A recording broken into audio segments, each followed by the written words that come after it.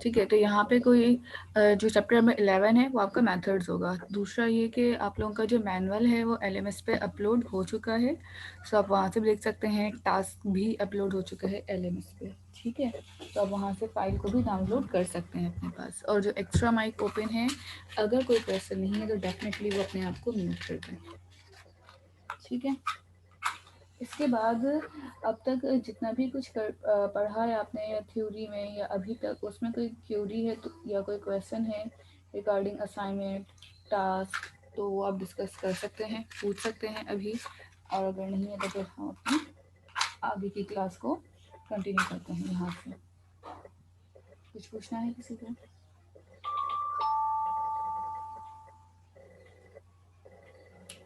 और आप लोग के असाइनमेंट्स भी चेक हो चुके हैं। असाइनमेंट के मार्क्स और टास्क के जो मार्क्स रिमेनिंग है वो मैं आज या कल तक अपलोड कर दूंगी, क्योंकि मैंने सारे वो चेक कर ली हैं लैब 8 तक, ठीक है। कुछ स्टूडेंट्स ने टास्क अपलोड नहीं किए थे, तो डेफिनेटली अब वो टास्क अपलोड करेंगे, वो काउंट नहीं होंगे, क्योंकि बहुत टाइम अब गुजर चुका है, ठीक है। अच्छा, सेशन नंबर 11 है आपके पास मेथड्स। यहाँ से आप स्टार्ट कर रहे हैं, ठीक है। मेथड्स हमारे पास क्यों यूज़ होते हैं? To solve a certain task, specially if it is a complex one. जब हमारे पास बहुत ज़्यादा कॉम्प्लेक्स टास्क होंगे या कॉम्प्लेक्स प्रॉब्लम आती है, तो फिर अपने पास मेथड्स का यूज़ करते हैं। That ancient Roman did divide and conquer, ठीक है। जैसे आपके पास एक रोमन में कहते हैं ना कि डिवाइड एंड कॉन्क्योर, का आप चीज़ों को डिवाइड कर दें और फिर उसके बाद इम्प्लीमेंटेशन करना स्टार्ट करें एक ही टास्क को, तो ज़्यादा बेनिफिशियल रहता है, ठीक है। According to this principle the problem we solve must be divided into small sub problems, ठीक है। एक ही प्रॉब्लम को, एक ही टास्क को डिफरेंट मल्टीपल पार्ट्स और चंक्स में डिवाइड कर देना है, taken separately where they all are well defined and easy to be resolved compared by to the original problem, ठीक है। तो अगर हम इसको separately differently resolve करेंगे comparative to the original a big problem and divide into small parts, so it will be beneficial। और इससे फ़ायदा क्या होगा कि आप बाद में भी इन्हीं प्रॉब्लम्स को या इन सब पार्ट्स को कहीं ना कहीं यूटिलाइज कर सकेंगे, ठीक है। तो अगर आप अपने पास मेथड्स बना के काम करते हैं तो ये ज़्यादा इजी और ज़्यादा आसान हो जाता है। At the end finding solution of for all the problems we solve the complex one, ठीक है। तो जब हम छोटे छोटे पार्ट्स के आउटपुट निकाल के रिजॉल्व कर रहे होंगे तो डेफिनेटली आपके पास जो है जो बड़ी प्रॉब्लम है या जो भी प्रॉब्लम आ रही है उसका कॉम्प्लेक्स प्रॉब्लम से हम कह रहे हैं, उसका आउटपुट भी खुद ब खुद ही आपके सामने आ जाएगा, ठीक है। Using the same analogy where we write a software program we aim to solve particular task, ठीक है। सॉफ्टवेयर प्रोग्राम में भी हमारे पास यही होता है कि हमारे पास एक एम होता है कि हम एक पर्टिकुलर टास्क को रिजॉल्व करना होगा, ठीक है, to do it in efficient and easy वे,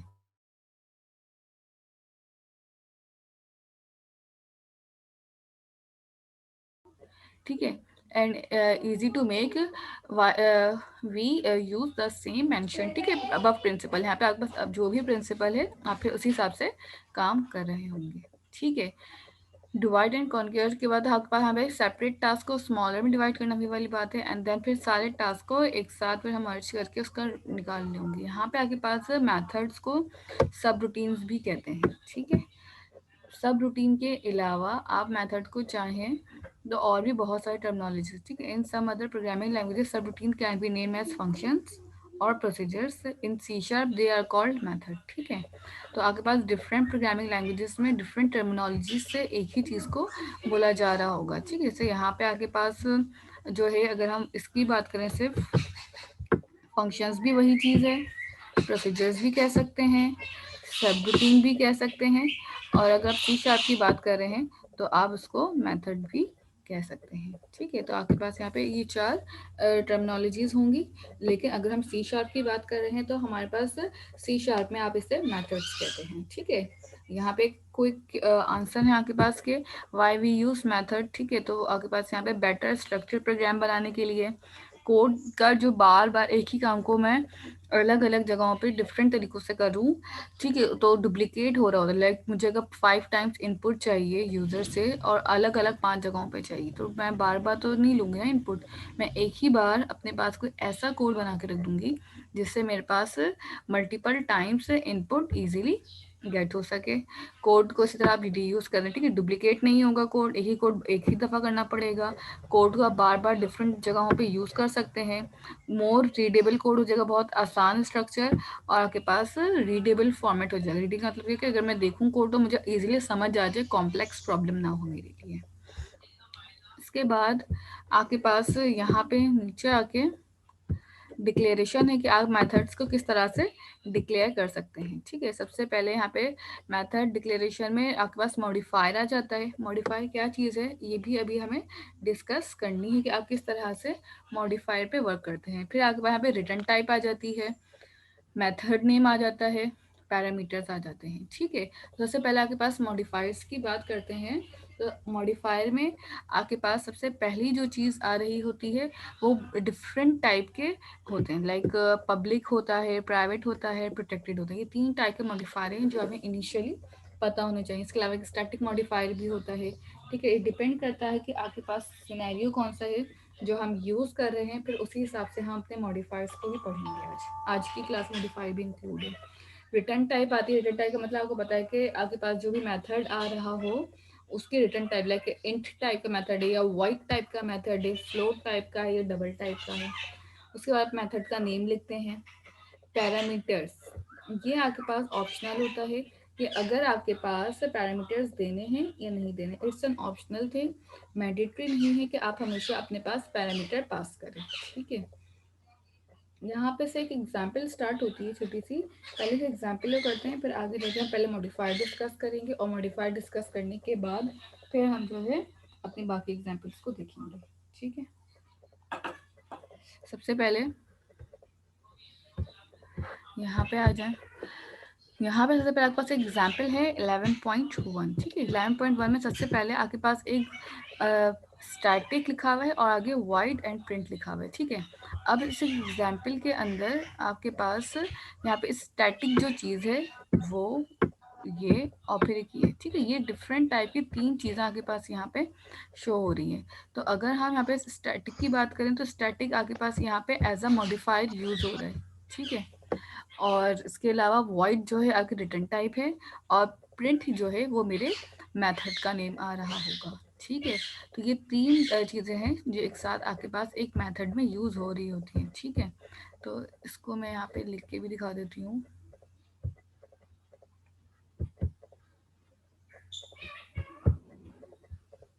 ताकि आप लोगों को और क्लियर हो जाए।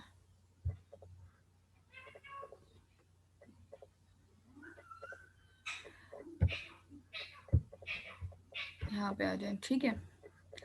सबसे पहले आपके पास यहाँ पे लिखा हुआ है वाइड स्टैटिक लिखा आपने, और उसके बाद आपने यहाँ पे लिखा है वाइड और फिर एक मेथड बना हुआ है आपके पास यहाँ पे प्रिंट का, ठीक है। पी कैपिटल है इस मेथड का। अब अगर हम इस मेथड की बात करते हैं यहाँ पे आके, तो सबसे पहले जो चीज़ हमारे पास यहाँ पे आ रही होगी वो क्या होगा, स्टैटिक, फिर ये वाइड और फिर एक ये प्रिंट, ठीक है। तो स्टैटिक इज योर मॉडिफायर, ठीक है, इसको याद रखिएगा। अभी हम सिर्फ स्टैटिक मॉडिफायर की बात कर रहे हैं, ठीक है। मॉडिफायर्स बताते हैं कि आपके पास जो चीज़ आ रही है उसका मोड क्या है, उसकी टाइप क्या है, वो किस तरह से बिहेव करेगी। मॉडिफायर्स बिहेवियर को इंडिकेट करते हैं। वॉइड जो है आपके पास रिटर्न टाइप है, ठीक है। मेथड के साथ जब हम वॉइड इंट वगैरह लिखते हैं ना वो रिटर्न टाइप कहला रही होती हैं, और अगर वेरिएबल के साथ लिखते हैं तो वो डेटा टाइप कहला रही है, क्योंकि वेरिएबल की टाइप को डिफाइन करती हैं। वेरिएबल का डेटा आता है तो इसलिए हम डेटा टाइप कहते हैं। यहाँ पे मेथड के साथ अगर हम इंट, वॉइड, फ्लोट, स्ट्रिंग कुछ भी लिखेंगे तो वो सारी चीज़ें हमारे पास जो हैं आपके पास रिटर्न टाइप के साथ आएंगी, ठीक है। अच्छा, मुजम्मिल अनस को बोलें कि अपनी आईडी के साथ आएँ। विदाउट आईडी मैं अलाउ नहीं करूँगी क्लास में, ठीक है। और प्रिंट का ये आपके पास मेथड है। अच्छा, मुझे कैसे पता चल रहा है कि मेरे पास मेथड है? क्योंकि प्रिंट के साथ मेरे पास यहाँ पे लगी हुई है राउंड ब्रैकेट्स। ठीक है, जब भी आपके पास कोई भी मेथड होगा तो उसके साथ अगर राउंड ब्रैकेट्स लगे हुए हैं तो इट मीन्स कि वो आपके पास मेथड है। ठीक है, ये इंडिकेशन होती है आपके पास किसी भी मेथड की कि उसके साथ इस तरह से दो राउंड ब्रैकेट्स लगे हुए आ रहे होंगे। ठीक है, अगर ये दोनों राउंड ब्रैकेट्स नहीं लगे हुए तो डेफिनेटली फिर वो कोई और चीज़ है। तो ये इंडिकेशन है कि जब भी ये मेथड बनेगा इस तरह से दो राउंड ब्रैकेट्स होंगे। यहाँ तक कोई क्वेश्चन है तो पूछें।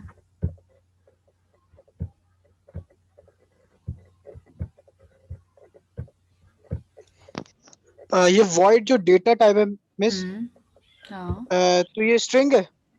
नहीं, वॉइड का मतलब होता है नो रिटर्न नो एक्सचेंज। देखें, अगर मैं यहाँ पे वॉइड की जगह पे कोई और डेटा टाइप लिखूँगी, लाइक मैंने यहाँ पे इंट लिख दूँ या स्ट्रिंग लिख दूँ या डबल लिख दूँ, तो फिर मुझे यहाँ पे एंड में इसकी बॉडी क्लोज होने से पहले एक रिटर्न का कीवर्ड यूज़ करना पड़ता है।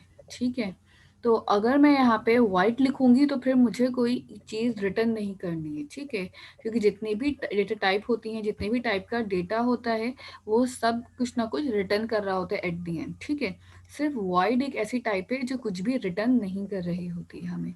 इसलिए अगर हम वाइड टाइप का मेथड बना रहे हैं तो डेफिनेटली हमें कोई भी चीज़ रिटर्न करने की, यहाँ पे रिटर्न लिखने की ज़रूरत नहीं पड़ती। ये एडवांटेज है वाइड यूज़ करने का।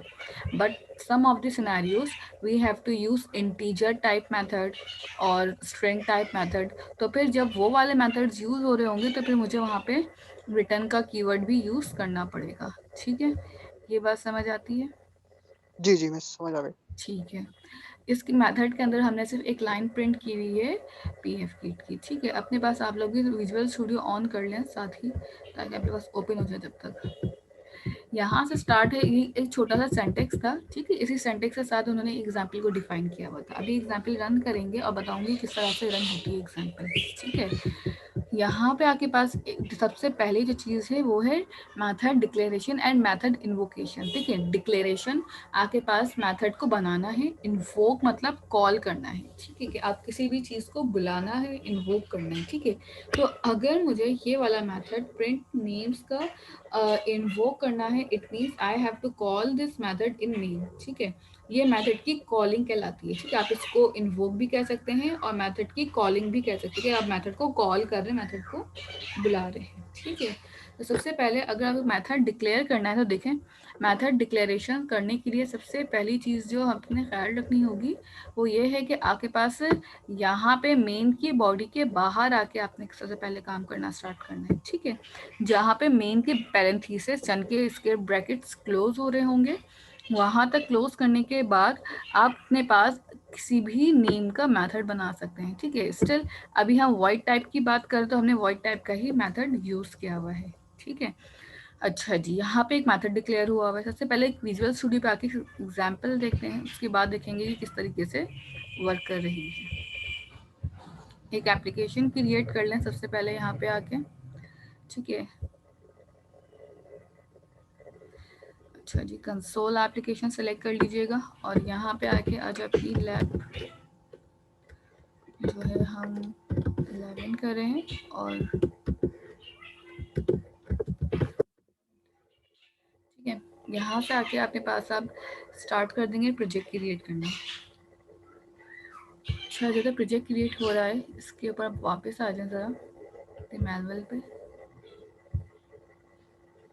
ठीक है, तो यहाँ पे आपके पास एक मेथड बनाया हुआ है प्रिंट नेम का। मेथड के अंदर, कि जिस तरह से आप मेन के अंदर काम करते हैं उसी तरीके से सेम आप मेथड्स के अंदर भी काम करेंगे। ठीक है, तो इसमें कोई प्रॉब्लम नहीं है कि आप मेथड में क्या काम हो रहा है, काम बिल्कुल सेम होता है बट कैटेगरी वाइज हो जाता है। अब लेट सपोज मुझे ये नेम जो है डिफरेंट जगहों पे, मतलब कि एक ही प्रोग्राम में, एक ही प्रोजेक्ट के अंदर 5 डिफरेंट जगह पे प्रिंट करवाना है, तो मैं 5 अलग अलग जगहों पे ये 2 लाइन का कोड नहीं लिखूंगी। मैं 5 अलग अलग जगहों पे सिर्फ और सिर्फ ये एक लाइन प्रिंट लोगो या जो भी आपके पास प्रिंट नेम का मेथड है वो डायरेक्टली मैं यहाँ पे लिखूंगी। तो इससे फ़ायदा क्या होगा कि मेरे पास लाइन्स ऑफ कोड कम हो रहा है। मुझे मल्टीपल टाइम ये लाइन अगर मैं 5 अलग अलग जगह पे लिखूंगी तो 2 लाइन से, ठीक है, तो डेफिनेटली आपके पास कोड 10 लाइन में चला जाएगा। लेकिन अगर मैं यहाँ पे यही एक लाइन 5 जगहों पे कॉल कर दूंगी तो फिर आपके पास वही काम 5 लाइन्स के अंदर हो जाएगा। ठीक है, तो ये आपके पास कोड जो है रीयूज भी हो रहा है, कोड रीड में भी रीडेबिलिटी भी आसान हो जाएगी, और रीडेबिलिटी आसान होने के साथ साथ आप मल्टीपल टाइम्स एक ही चीज़ को यूज़ कर रहे हैं। ठीक है, यहाँ पे आपके पास एग्जाम्पल विजुअल स्टूडियो की हम स्क्रीन शेयर कर देते हैं।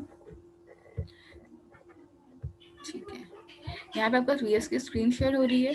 सबसे पहले आप हमेशा एक बात का ख्याल रखिएगा, जब भी आप मेथड्स बनाएं, मेथड पे काम करें, तो इस चीज़ को हमेशा मेक श्योर रखिएगा कि आप मेन के ब्लॉक के अंदर मेथड नहीं बना सकते। ठीक है, सिर्फ मेन के ब्लॉक के अंदर नहीं, कोई भी मेथड हो उसके अंदर एक और मेथड नहीं बन सकता। जैसे आपने नेस्टेड लूपिंग पढ़ी है ना, कि लूप के अंदर आप लूप लगा सकते हैं, इसी तरह मेथड के अंदर मेथड नहीं लगा सकते। ठीक है, नेस्टेड मेथड्स हम नहीं बना सकते, इस चीज़ को अपने दिमाग में रखिएगा। इन केस अगर मैं इसके अंदर ही एक और मेथड बना दूंगी तो definitely it will create an error. So you have to make sure, and बहुत ज़्यादा ध्यान से आपने इस ब्रैकेट के बाहर आना है। ठीक है, मेन की जो ब्लॉक है इससे बाहर आने के बाद अब आप यहाँ पे आके अपने पास एक, लेट सपोज मैंने मेथड बनाना है, मैंने लिखा स्टैटिक void print names। ठीक है, अब मुझे यहाँ पे प्रिंट नेम करना है। ठीक है, तो मैं यहाँ पे आऊंगी इसके अंदर, और यहाँ पे आके लेट सपोज डायरेक्टली भी हम कर सकते हैं कंसोल डॉट राइट लाइन के अंदर कि आप यहाँ पे कोई भी नाम प्रिंट कर लें। ठीक है, ये मेरी मर्जी है कि मैं इसके अंदर क्या टेक्स्ट प्रिंट करना चाहती हूँ। सेम एज इट इज, इसी तरह आप चाहें तो 2 से 3 और भी चीज़ें यहाँ पे प्रिंट कर सकते हैं। ठीक है, यहाँ पे मैंने एक असद का नाम भी स्टोर किया हुआ है, और यहाँ पे मैंने एक और नाम भी स्टोर करा हुआ है। ठीक है, ये काम करने के बाद अब मैं क्या करूँगी, जब भी मुझे प्रिंट नेम चाहिए होगा, जस्ट मैं यहाँ पे आऊँगी और अपने पास print name and round brackets लगा दूँगी। ठीक है, तो इस तरह से मेरे पास यहाँ पे ये वाला देखें, ये आपके पास जो है ना फंक्शन की या मेथड की, जिस तरह से आपने कहा था डिक्लेरेशन होगी, आप बता रहे होंगे अपने मेथड को। ठीक है, ये आपके पास ये मेथड डिक्लेरेशन होगी कि आपने अपने मेथड को डिक्लेयर कर दिया है कि आपके पास मेथड के अंदर क्या क्या काम आपने करना है। और आप इसको कह सकते हैं कि ये आपके पास इन्वोकिंग मेथड है, स्लैश आप इसको कह सकते हैं कॉलिंग। तो दोनों में जो दोनों हैं, दोनों में से जो इजी वर्ड लगे वो आप अपने पास यहाँ पे यूज कर सकते हैं। ठीक है, I have a question, miss. जी बोलें। प्रोग्रामिंग में ऐसा होता है कि जो हम नाम बाद में डिक्लेयर करते हैं वो पहले तो नहीं आ सकते, बिल्कुल, जिसके अंदर यूँ आ जाएगा पहले। देखें आपका क्वेश्चन ये है कि जो नाम सबसे लास्ट में लिखा है वो सबसे पहले चाहिए आपको, ऐसा ही है? हाँ, मैं इसमें कह रहा था लाइक हमने इंट का एक हमने वो लिया डेटा टाइप, हाँ उसका हमने नाम रख दिया ए हाँ ए लिख दिया, ए की ठीक है, वैल्यू हमने पहले ऊपर करवाई 0, हाँ नीचे करवा दी 1, ठीक है, 2 जगह एक ही ठीक है, बस नीचे वाली प्रिंट करेगा ना जो लास्ट में बिल्कुल होगी। बिल्कुल, जो तो लास्ट बस वैल्यू ऐसे होगी। ही हाँ, ऐसे ही यहाँ पर भी लास्ट में आ गया, तो लास्ट वाली पहले प्रिंट तो नहीं हो सकती, हो बाद सकती में है। प्रिंट होगी। देखें, ये डिपेंड करता है आपके पास, आप जब कॉलिंग करवा रहे होंगे, ठीक है, ये कॉलिंग कहलाती है मेथड की। आप ये लाइन जहाँ पे भी लिखेंगे, आप स्टार्ट में लिखें, एंड में लिखें, कहाँ कहीं पे भी लिखें, ये उसी वक्त कॉल होगी। जब अपने पास प्रोग्राम रन करते हैं ना, तो अगर आपके पास सबसे पहले ये लिखा हुआ है और इसके नीचे आके मैंने लिखा है int a is equal to 6, और लेट सपोज मैंने यहाँ पे इसको हम बना लेते हैं, और कंसोल डॉट राइट लाइन के अंदर मैंने यहाँ पे ए लिख दिया। ठीक है, अब बताएं कि सबसे पहले क्या चीज़ प्रिंट होनी चाहिए, ए की वैल्यू, ये कंसोल डॉट राइट लाइन ये वाला प्रिंट होगा या नीचे वाला प्रिंट होगा? ए की वैल्यू होगी, नीचे वाला पहले। दोनों ए का होगा। प्रिंट होगा क्योंकि वो पहले मेन के अंदर है। देखें, सबसे पहले आपके पास जो मीन के अंदर है काम, उसमें सबसे पहले क्या कह रहा है वो, प्रिंट नेम। ठीक है, आपके पास जब कंपाइलर कोड रन करना स्टार्ट करता है वो सीक्वेंस फॉलो करता है। अगर मैंने कहा है प्रिंट नेम, तो वो नीचे वाली लाइन पे नहीं जाएगा, वो डायरेक्टली कहाँ जाएगा, प्रिंट नेम के मेथड के पास, वो सबसे पहले आएगा और यहाँ पे आके इस मेथड के अंदर जाएगा। जो भी इस मेथड के जहाँ पे भी अंदर डिक्लेयर करेंगे, एग्जैक्टली ये आ जाएगा। बिल्कुल सही। डिक्लेरेशन मैटर नहीं करती, आपके पास मैटर करती है आउटपुट की सीक्वेंस जो कि आप मेन में डिफाइन कर रहे हैं, दैट्स इट। ओके, समझ गया। ठीक है, और किसी का कोई सवाल है तो आप ऊपर बनाए नीचे बनाए कहीं पे बना ले, कोई मसला नहीं है। मैम ये जो स्ट्रिंग हाँ, ARGS है ये क्या चीज है? ये स्ट्रिंग मेन के आर्गुमेंट्स होते हैं। पास जो निकाल। बिल्कुल, ये स्ट्रिंग आर्गुमेंट्स होते हैं। ठीक है, अभी आप पैरामीटराइज मेथड पढ़ेंगे ना नेक्स्ट चैप्टर के अंदर, उसके अंदर ये आर्गुमेंट्स को डिस्कस किया हुआ है बहुत डिटेल के अंदर कि हम यहाँ पे आर्गुमेंट्स एक्चुअली पास करते क्यों हैं। कि हम जब मेन के अंदर काम कर रहे होते हैं या मेन के अंदर जो भी चीज़ हम पास कर रहे हैं उनके साथ भी एक स्ट्रिंग टाइप का आर्गुमेंट पास करता है। क्यों? ताकि आपके पास किसी भी टाइप का डेटा हो, किसी भी टाइप की वैल्यू हो या कोई भी चीज़ जो भी मैं आर्गुमेंट में लिखूं या कोई भी काम मैं अपने मेन के मेथड में कर रही हूँ वो डायरेक्टली गेट हो सके, इसलिए हम यहाँ पे इसको आर्गुमेंट कहते हैं। और भी बहुत डिटेल एक्सप्लेनेशन है इसके चैप्टर नंबर 12 के अंदर, तो वहाँ पे मैं और ज़्यादा डिटेल में समझाऊंगी। ठीक है, और कोई क्वेश्चन? वैसे इन शॉर्ट ये यूज कहाँ पे होता है, मतलब कि जिस तरह मेथड नाम दिया हुआ है तो यूज कहाँ पे होगा? देखें जिस तरह हम लोग नॉर्मल ये अलग से टॉपिक स्टार्ट हो गया एकदम, जिस तरह हम लोग अलग से कर रहे थे, अभी ये टॉपिक नया है तो बिल्कुल यूज कहाँ पे होगा? आपके पास जितने भी प्रोजेक्ट्स बनते हैं, जितने भी आप प्रोग्रामिंग कर रहे होते हैं प्रोफेशनल लेवल पे, सॉफ्टवेयर हाउस के लेवल पे या कहीं पे भी, वो कभी भी मेन के मेथड के अंदर नहीं करवाई जाती।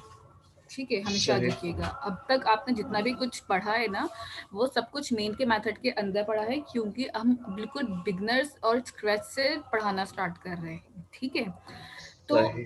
अब जो चीज़ें आगे आ रही हैं मिड टर्म के बाद से आपने जितनी भी चीज़ें पढ़ना स्टार्ट करेंगे वो बहुत ज़्यादा ऐसी चीज़ें हैं जो कि आपके पास all over the life programming के अंदर यूज़ होंगी। तो मेथड एक बहुत इंपॉर्टेंट एंड कोर पार्ट है आपका प्रोग्रामिंग का, क्योंकि कोई भी काम कोई भी प्रोजेक्ट विदाउट मेथड बेस्ड ही नहीं करता। हम सिर्फ मेन के अंदर अपने पास चीज़ों की कॉलिंग करवाते हैं, कभी भी हम मेन के अंदर पूरा प्रोजेक्ट पूरा काम एक साथ नहीं करते। ठीक है, इसकी एक वजह है, इसकी सबसे बड़ी और मेन वजह ये है कि अगर एक काम मैं मेन के अंदर कर रही हूँ ना तो वो सिर्फ और सिर्फ वन टाइम रनिंग कोड है मेरा, कि मैं सिर्फ उसको एक बार रन कर सकती हूँ एक बार लिखने के बाद। बट अगर यही काम मुझे मल्टीपल टाइम चाहिए लिखा हुआ, तो फिर मैं यहाँ पे क्या करूँगी, मेथड बना लूँगी। लेट्स सपोज कि मेरे पास अभी क्या हो रहा है कि 3 नाम लिखे हुए आ जाएंगे और उसके बाद एक ही वैल्यू लिखी हुई आएगी एट दी आउटपुट। ठीक है, अगेन मैं चाह रही हूँ दोबारा प्रोग्राम के एंड में जब ये एक ही वैल्यू लिखी हुई आ जाए 6, उसके बाद दोबारा नाम लिखे हुए आ जाए मेरे पास प्रिंट नेम, तो मैं दोबारा यहाँ पे इसी चीज़ को कॉल कर लूँगी। तो यहाँ पे मेरे कोड की रीयूजेबिलिटी आती है, मैं बार बार एक ही चीज़ को रीयूज़ कर सकती हूँ। मैं इसको रन करके दिखाती हूँ फिर और ज़्यादा क्लियर होगा। देखिए, जैसे ही इसका आउटपुट भी बिल्ड हो जाए फिर मैं दिखाती हूँ कि किस तरीके से ये पूरी, पहले आपके पास 3 नेम्स प्रिंट होंगे, एक ही वैल्यू प्रिंट होगी and then again 3 names print होंगे। मुझे इन लाइन को 6 बार लिखने की ज़रूरत नहीं पड़ी, मैंने सिर्फ 2 टाइम्स ये काम किया और मेरे पास आउटपुट स्क्रीन आ जाएगी।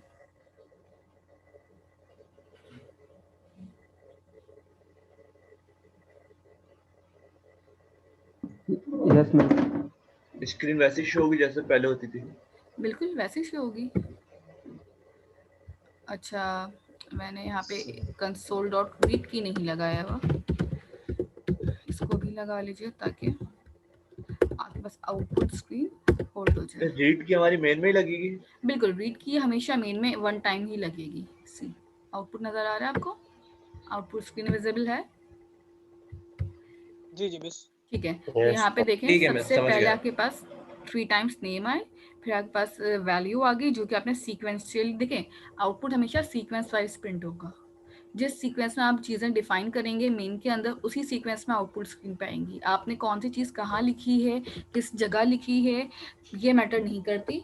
आप मेन में किस तरह से चीज़ों को कॉल कर रहे हैं ये बहुत मैटर करता है। ठीक है, इसे 2 दफा हमने प्रिंट नेम यूज किया तो जब इसने 2 दफा शो एग्जैक्टली किया। बिल्कुल। दूसरा सही। मेथड क्यों प्रिंट नहीं हुआ? मतलब दूसरा मेथड में का भी प्रिंट होना चाहिए। दूसरा दफा हुआ तो है ये वाला प्रिंट। देखिए पहले दफा प्रिंट ये नेम नहीं जो लिखा हमने था, नीचे डिक्लेयर किया था। प्रिंट नेम प्रिंट के नेम, नाम से जो मेथड बनाया। हाँ जी, प्रिंट नेम के अंदर ये आपने क्यों क्या print name? किया, आपने उस मेथड के अंदर क्या क्या लिखा है, आप लिख ये कह रहे हैं प्रिंट नेम भी लिखा हुआ है, देखें ये नाम है, क्या ए की ए वेरिएबल है, क्या ए लिखा हुआ आता है यहाँ पे, नहीं, ये नहीं कह रहा बस। हमने बोले जैसे एक मेन मेथड है, हाँ एक हमने एक्स्ट्रा बनाया है। बिल्कुल जैसे मेन मेथड वर्क कर रहा है वैसे दूसरा मेथड वर्क नहीं करेगा। नहीं, कभी भी नहीं, मेथड्स कभी भी इटसेल्फ खुद वर्क नहीं कर सकते, ऐसा नहीं हो सकता कि मैं डायरेक्टली प्रिंट नेम को चला दूं without using and calling main method, ठीक है, हमेशा जो भी मेथड होगा कंसोल के अंदर वो मेथड मेन के थ्रू ही रन होगा, मेन के थ्रू ही कॉलिंग होगी जब तक हम कंसोल स्क्रीन पे वर्क कर रहे हैं, डायरेक्टली हम ये काम कर ही नहीं सकते, मेन हैज़ अ पावर, कहते हैं ना मेन एक बहुत इंपॉर्टेंट पार्ट है आगे प्रोग्रामिंग का, अगर मैं मेन को ही हटा दूं तो फिर आपके पास प्रोग्राम की कोई वैल्यू ही नहीं, कि वो कभी रन करके आउटपुट दिखा ही नहीं सकता, तो कभी भी कोई भी प्रोग्राम इटसेल्फ रन नहीं होगा जब तक कि आप उसके अंदर मेन के अंदर कॉलिंग ना करें, ठीक है, मैं इस प्रोग्राम को खाली बना के छोड़ दूं, ठीक है, लेट सपोज कि मैं यहाँ पे आके इस एप्लीकेशन को क्लोज करती हूँ और मैंने इसको इस तरह से कंसोल को पूरा कमेंट कर दिया, कुछ भी नहीं है, आप स्क्रीन को रन करेंगे सिर्फ ब्लैंक आउटपुट आपके पास शो हो रहा होगा, ब्लैक स्क्रीन विजिबल हो रही है, क्योंकि आउटपुट में कोई भी काम मेन के अंदर हुआ ही नहीं है, तो जितना काम आपको आउटपुट स्क्रीन पे देखना है वो सब का सब आपको मेन के अंदर करना लाजमी है, अगर मेन के अंदर नहीं होगा तो फिर कोई फायदा नहीं है आपके पास प्रोग्रामिंग करने का, ठीक है,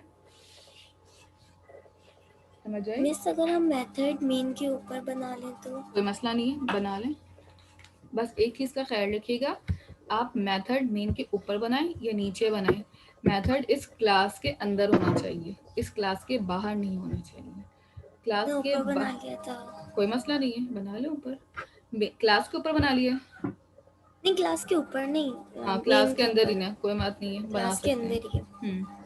थैंक यू मैंने कहा सीक्वेंस मैटर नहीं करती है, सीक्वेंस कुछ मैटर नहीं करती, आउटपुट की कॉलिंग का वे मेथड करता है, ठीक है, कि वो आप किस मेथड से कॉल कर रहे हैं।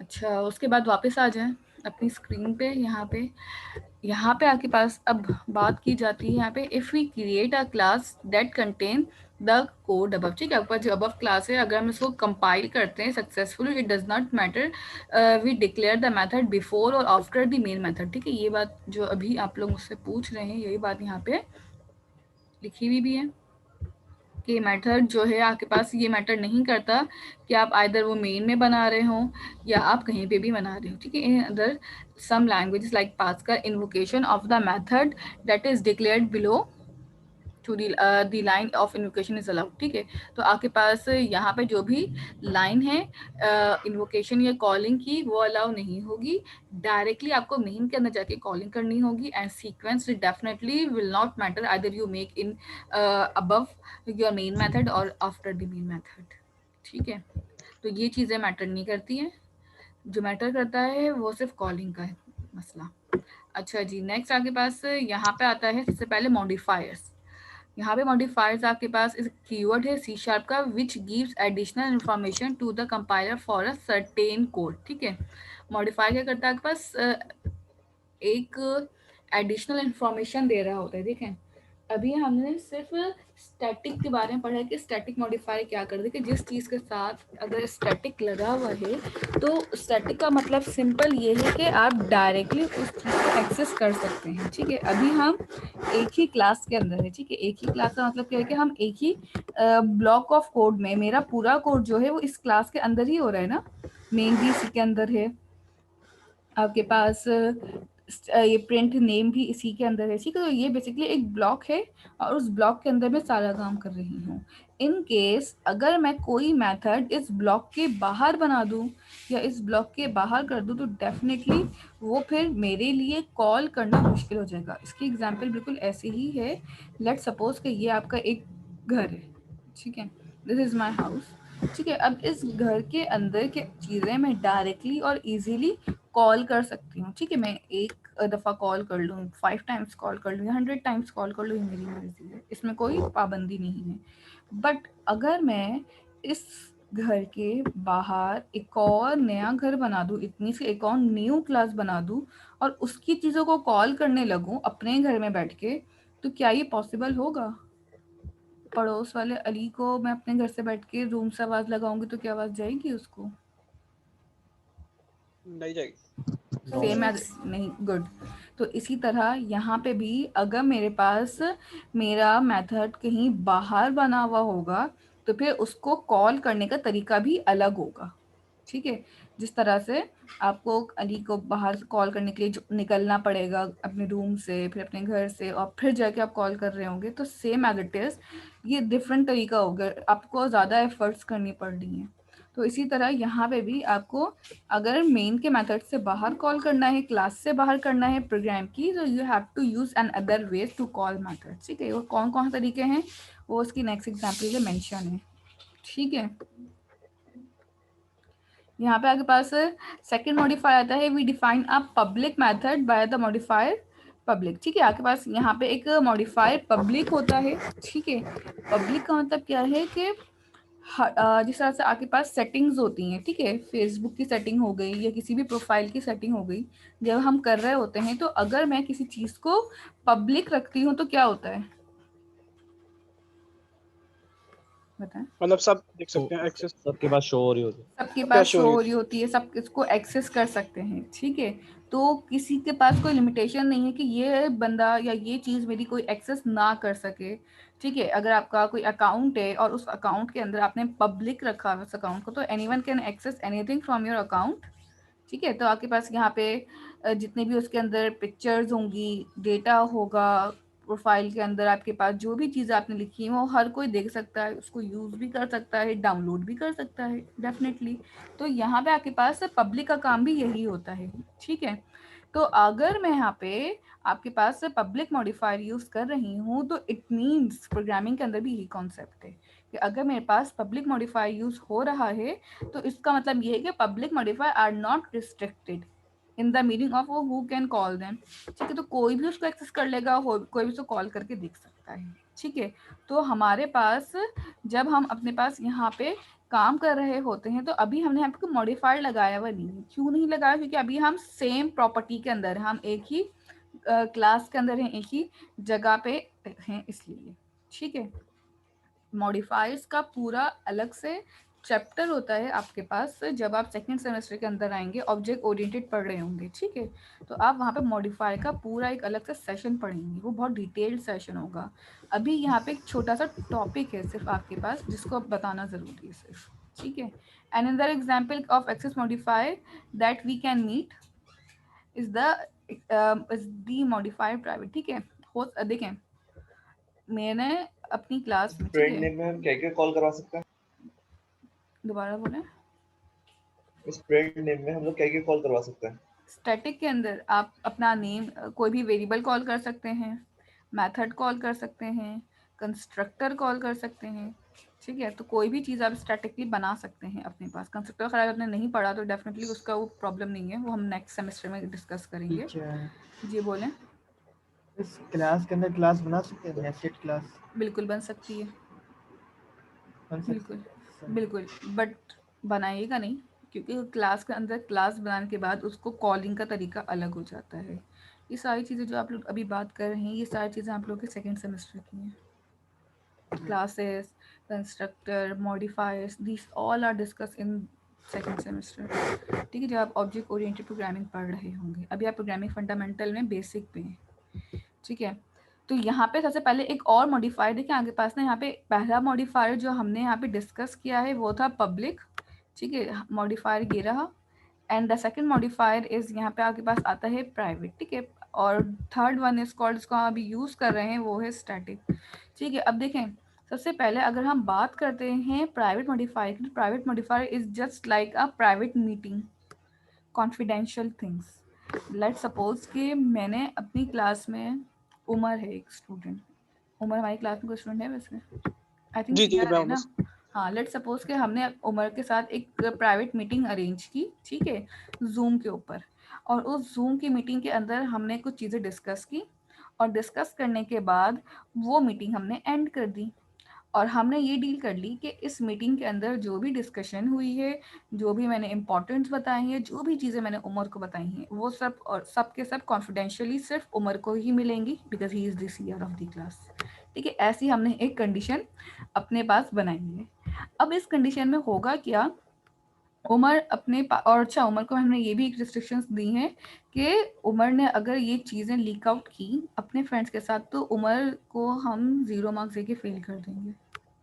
ठीक है, तो एक पूरा हमने प्रॉपर यहाँ पे सिनेरियो बनाया है उमर के लिए। अब होगा क्या, यहाँ पे आपके पास जितने भी एक्सेस मॉडिफायर्स होंगे उनमें अगर ये बात की जाए तो प्राइवेट मॉडिफायर है ये, कि मैंने उमर के साथ प्राइवेटली एक डील फिक्स कर ली है, या उमर ने मेरे साथ एक प्राइवेटली डील फिक्स कर ली, जिसके अंदर अब मेरे पास जो है सिर्फ और सिर्फ 2 लोगों के बीच में म्यूचुअल अंडरस्टैंडिंग करके काम हो रहा होगा। ठीक है, तो इसी तरह यहाँ पे प्राइवेट मॉडिफायर क्या करता है, the function is opposite to that of public modifier. It means that only 1 or 2 person or very limited person can access the rights. ठीक है, तो यहाँ पब्लिक का बिल्कुल अपोजिट हो जाएगा। If a method is declared by access modifier private, it can not be called from anywhere except the class from where it is declared. ठीक है, तो अगर मैं यहाँ पे कोई प्राइवेट मॉडिफायर यूज करती हूँ तो सिर्फ और सिर्फ उसी क्लास के अंदर कॉल हो सकता है जहाँ पे वो बना हुआ है, उसके बाद उसके बाहर की क्लासों में वो कॉल